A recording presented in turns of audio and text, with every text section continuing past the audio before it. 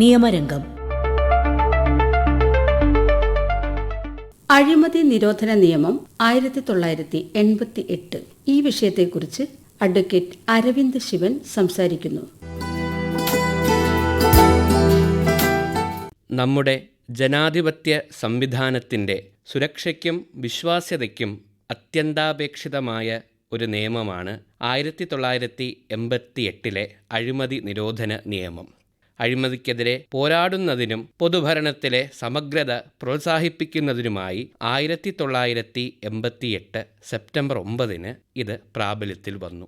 88 മുമ്പുള്ള കാലഘട്ടത്തിൽ അഴിമതിയെ ലക്ഷ്യം വച്ചുള്ള ഒരു സമഗ്രമായ നിയമം ഇന്ത്യയ്ക്ക് ഉണ്ടായിരുന്നില്ല. ശക്തമായ ഒരു നിയമ ചട്ടക്കൂടിൻ്റെ അഭാവം അഴിമതിക്കാരായ വ്യക്തികളെ ഫലപ്രദമായി പ്രോസിക്യൂട്ട് ചെയ്യുന്നതിന് തടസ്സമായി.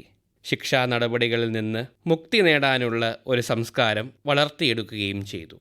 ഈ അടിയന്തര പ്രശ്നം പരിഹരിക്കേണ്ടതിൻ്റെ ആവശ്യകത തിരിച്ചറിഞ്ഞ് ഭാരത സർക്കാർ അഴിമതിക്കെതിരെ പോരാടുന്നതിനുള്ള ഒരു പ്രത്യേക നിയമ ചട്ടക്കൂട് നൽകുന്നതിനായി 88 അഴിമതി നിരോധന നിയമം നടപ്പിലാക്കി. ഈ നിയമം നടപ്പിലാക്കിയതോടെ 1947 അഴിമതി നിരോധന നിയമത്തിലെ വ്യവസ്ഥകൾ ഏകീകരിക്കപ്പെട്ടു.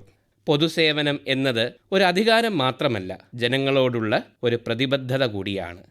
ഈ പ്രതിബദ്ധതയെ ചൂഷണം ചെയ്യുന്ന എല്ലാ പ്രവണതകളെയും ഈ നിയമം ശക്തമായി നേരിടുന്നു. ലളിതമായി പറഞ്ഞാൽ, ഒരു പൊതുപദവി വഹിക്കുന്ന വ്യക്തി നിയമപരമല്ലാത്ത വഴിയിലൂടെ സ്വകാര്യ നേട്ടത്തിനായി ആ പദവി ദുരുപയോഗം ചെയ്യുന്നതിനെയാണ് അഴിമതി എന്ന് പറയുന്നത്. അതിൽ കൈക്കൂലി, അധികാര ദുർവിനിയോഗം, നിയമവിരുദ്ധമായ സമ്പുഷ്ടീകരണം എന്നിവ ഉൾപ്പെടുന്നു. അഴിമതിയിൽ ഏർപ്പെടുന്ന ഗവൺമെൻറ്റിലെയും പൊതുമേഖലാ സ്ഥാപനങ്ങളിലെയും പൊതുപ്രവർത്തകരെ ഇത് ഉൾക്കൊള്ളുന്നു. ഇന്ത്യയിൽ സ്വകാര്യ മേഖലയിലെ കൈക്കൂലി പ്രത്യേകമായി നിരോധിക്കുന്ന ഒരു നിയമവുമില്ല. എന്നിരുന്നാലും കമ്പനി കാര്യങ്ങളുമായി ബന്ധപ്പെട്ട് വഞ്ചനയ്ക്ക് ശിക്ഷ നൽകുന്ന 2013 കമ്പനി നിയമത്തിലൂടെയും ഇത് ചെയ്യാൻ കഴിയും. ഈ നിയമത്തിന് 2 പ്രധാന ലക്ഷ്യങ്ങളാണ് ഉള്ളത്. കൈക്കൂലി വാങ്ങുക, സ്വത്ത് അനധികൃതമായി സമ്പാദിക്കുക തുടങ്ങിയ കുറ്റകൃത്യങ്ങളിൽ ഏർപ്പെടുന്ന പൊതുപ്രവർത്തകരെ നിയമത്തിന് മുമ്പിൽ കൊണ്ടുവന്ന് ശിക്ഷ ഉറപ്പാക്കുക, നിയമപരമായ സംരക്ഷണം നൽകുക, സത്യസന്ധരും കാര്യക്ഷമതയുമുള്ള ഉദ്യോഗസ്ഥരെ അനാവശ്യമായ പ്രതികാര നടപടികളിൽ നിന്നും സംരക്ഷിക്കുക. അഴിമതി നിരോധന നിയമത്തിൻ്റെ പ്രധാനമായ ഘടകം പൊതുപ്രവർത്തകൻ അല്ലെങ്കിൽ പൊതുസേവകൻ എന്ന നിർവചനമാണ്. സർക്കാർ ഉദ്യോഗസ്ഥർ മാത്രമല്ല ഇതിൽ ഉൾപ്പെടുന്നത്. കേന്ദ്ര സംസ്ഥാന സർക്കാർ ജീവനക്കാർ, പബ്ലിക് സർവീസ് അണ്ടർടേക്കിങ്ങിലെ ഉദ്യോഗസ്ഥർ, സർക്കാർ സഹായത്തോടെ പ്രവർത്തിക്കുന്ന സ്ഥാപനങ്ങളുടെ ജീവനക്കാർ, ജഡ്ജിമാർ, ട്രൈബ്യൂണൽ അംഗങ്ങൾ, തിരഞ്ഞെടുക്കപ്പെട്ട ജനപ്രതിനിധികൾ, പ്രധാനമന്ത്രി, മുഖ്യമന്ത്രി, മന്ത്രിമാർ, MP-മാർ, MLA-മാർ ഇവരെല്ലാം പൊതുസേവകരായി ഈ നിയമപ്രകാരം കണക്കാക്കപ്പെടുന്നു. ഒരു സർക്കാർ സ്ഥാപനത്തിനു വേണ്ടിയോ പൊതുജനങ്ങൾക്കു വേണ്ടിയോ ഏതെങ്കിലും തരത്തിലുള്ള പൊതുധർമ്മം നിർവഹിക്കുന്ന വ്യക്തിയെല്ലാം ഈ നിയമത്തിൻ്റെ പരിധിയിൽ വരും. നിയമത്തിൻ്റെ കീഴിൽ വ്യക്തമാക്കിയ കുറ്റകൃത്യങ്ങൾ ചെയ്യാനുള്ള ഏതെങ്കിലും ഗൂഢാലോചന, അല്ലെങ്കിൽ ചെയ്യാനുള്ള ശ്രമങ്ങൾ, അല്ലെങ്കിൽ അതിനുവേണ്ടിയുള്ള പ്രേരണ എന്നിവ വിചാരണ ചെയ്യാൻ ഈ നിയമപ്രകാരം സ്പെഷ്യൽ കോടതികളെ ചുമതലപ്പെടുത്തിയിട്ടുണ്ട്. കേസുകൾ വിചാരണ ചെയ്യുന്നതിനായി പ്രത്യേക കോടതികൾ ഇതിനുവേണ്ടി രൂപീകരിച്ചിട്ടുമുണ്ട്. കേസ് വേഗത്തിൽ തീർപ്പാക്കുക എന്നതാണ് ഇതിൻ്റെ ലക്ഷ്യം.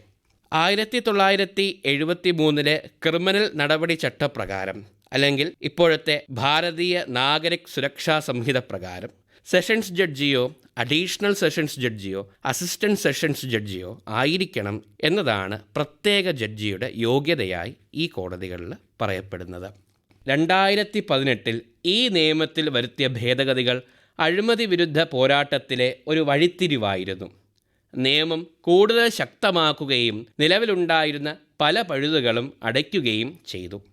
പഴയ നിയമം കൈക്കൂലി വാങ്ങുന്ന പൊതുപ്രവർത്തകരെ മാത്രമാണ് പ്രധാനമായി ലക്ഷ്യമിട്ടിരുന്നത്. എന്നാൽ 2018 ഭേദഗതി കൈക്കൂലി നൽകുന്നവരെയും ശിക്ഷാർഹരാക്കുന്നു. ഏതെങ്കിലും പൊതുപ്രവർത്തകൻ നിയമപരമല്ലാത്ത പ്രതിഫലം നൽകുകയോ വാഗ്ദാനം ചെയ്യുകയോ ചെയ്യുന്നതും കുറ്റകരമാണ്. 7 വർഷം വരെ തടവോ പിഴയോ അല്ലെങ്കിൽ രണ്ടും കൂടിയോ ഉള്ള ശിക്ഷ ലഭിക്കാം. എന്നാൽ ഒരാൾ സമ്മർദ്ദത്തിൻ്റെ ഫലമായി കൈക്കൂലി നൽകേണ്ടി വന്നാൽ ആ വിവരം 7 ദിവസത്തിനുള്ളിൽ നിയമനിർവഹണ ഏജൻസികളെ അറിയിച്ചാൽ അയാൾ ശിക്ഷയിൽ നിന്നും ഒഴിവാക്കപ്പെടും. പൊതുപ്രവർത്തകരുമായി ബന്ധപ്പെട്ട ഏറ്റവും പ്രധാനപ്പെട്ട 2 കുറ്റകൃത്യങ്ങളും 2018 ഭേദഗതിയുമായി ബന്ധപ്പെട്ട് പറയുന്നു. ഔദ്യോഗിക കൃത്യനിർവഹണം നടത്താൻ വേണ്ടി നിയമപരമല്ലാത്ത പ്രതിഫലം ആവശ്യപ്പെടുകയോ സ്വീകരിക്കുകയോ ചെയ്യുന്നത് കുറ്റകരമായി കാണുന്നു. നിയമപരമായ വരുമാന സ്രോതസ്സുകളുമായി താരതമ്യം ചെയ്യുമ്പോൾ പൊതുപ്രവർത്തകൻ ന്യായീകരിക്കാൻ കഴിയാത്തത്ര സ്വത്തുക്കൾ കൈവശം വയ്ക്കുന്നത് ക്രിമിനൽ ദുഷ്നടപടിയായി കണക്കാക്കപ്പെടുന്നു. സ്വത്തുക്കൾ പൊതുസേവകൻ അയാളുടെ പേരിൽ തന്നെയോ അല്ലെങ്കിൽ മറ്റാരുടെയെങ്കിലും പേരിലോ കൈവശം വച്ചാലും കുറ്റകരമാണ്. നിയമപരമായ തെളിവുകൾ ഇലക്ട്രോണിക് രൂപത്തിൽ ഹാജരാക്കുമ്പോൾ അത് കോടതികൾക്ക് എത്രത്തോളം സ്വീകാര്യമാകും എന്നതിനെക്കുറിച്ചും ഭേദഗതിയിൽ വ്യക്തമാക്കിയിട്ടുണ്ട്. അഴിമതി കേസുകൾ കൈകാര്യം ചെയ്യുന്നതിന് വ്യക്തമായ ഒരു നടപടിക്രമമുണ്ട്. ഇത് സാധാരണ ക്രിമിനൽ കേസുകളിൽ നിന്നും വ്യത്യസ്തമാണ്. സെൻട്രൽ ബ്യൂറോ ഓഫ് ഇൻവെസ്റ്റിഗേഷൻ കേന്ദ്ര സർക്കാർ ജീവനക്കാരുമായി ബന്ധപ്പെട്ട് അഴിമതി കേസുകൾ അന്വേഷിക്കുന്നു. Vigilance and anti corruption bureau സംസ്ഥാന സർക്കാർ തലത്തിലുള്ള അഴിമതി കേസുകൾ കൈകാര്യം ചെയ്യുന്നു. സെൻട്രൽ ബ്യൂറോ ഓഫ് ഇൻവെസ്റ്റിഗേഷൻ സംസ്ഥാന അഴിമതി വിരുദ്ധ ബ്യൂറോകൾ, വിജിലൻസ് വകുപ്പുകൾ എന്നിവയുൾപ്പെടെയുള്ള ഉന്നത ഉദ്യോഗസ്ഥർ അഴിമതി കേസുകൾ അന്വേഷിക്കുന്നു. ഈ ഏജൻസികൾക്ക് തിരച്ചിൽ, പിടിച്ചെടുക്കൽ, ആശയവിനിമയങ്ങൾ തടയൽ, അഴിമതി നടത്തിയെന്ന് സംശയിക്കുന്ന വ്യക്തികളെ അറസ്റ്റ് ചെയ്യുവാനുള്ള അധികാരം തുടങ്ങി വിപുലമായ അധികാരങ്ങളുണ്ട്. കേന്ദ്ര സർക്കാർ ജീവനക്കാരും പൊതുപ്രവർത്തകരും ഉൾപ്പെടുന്ന അഴിമതി കേസുകൾ കൈകാര്യം ചെയ്യുന്നതിലുള്ള അധികാരപരിധിയുള്ള ഒരു പ്രധാന അന്വേഷണ ഏജൻസിയാണ് CBI. അതത് സംസ്ഥാനങ്ങളിലെ അഴിമതി കേസുകൾ അന്വേഷിക്കുന്നതിന് സംസ്ഥാന അഴിമതി വിരുദ്ധ ബ്യൂറോകൾ ഉത്തരവാദികളാണ്. കൂടാതെ വിവിധ സർക്കാർ വകുപ്പുകളിലെയും സംഘടനകളിലെയും വിജിലൻസ് വകുപ്പുകൾക്ക് സ്വന്തം ജീവനക്കാർക്കെതിരായ അഴിമതി ആരോപണങ്ങൾ അന്വേഷിക്കാൻ അധികാരമുണ്ട്.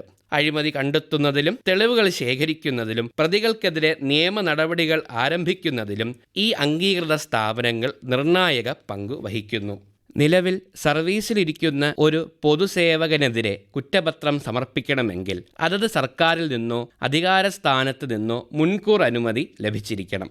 ഈ അനുമതി നൽകുന്നതിന് അധികാരികൾക്ക് 3 മാസത്തെ സമയപരിധി നിയമം അനുശാസിക്കുന്നു. എന്നാൽ വിരമിച്ച പൊതുസേവകർക്കെതിരെ കേസെടുക്കാൻ പ്രത്യേക അനുമതിയുടെ ആവശ്യമില്ല. ഈ സാങ്ഷൻ എന്ന വ്യവസ്ഥ ഉദ്യോഗസ്ഥർക്ക് അനാവശ്യമായ പ്രതികാര നടപടികളിൽ നിന്നും സംരക്ഷണം നൽകുന്നു.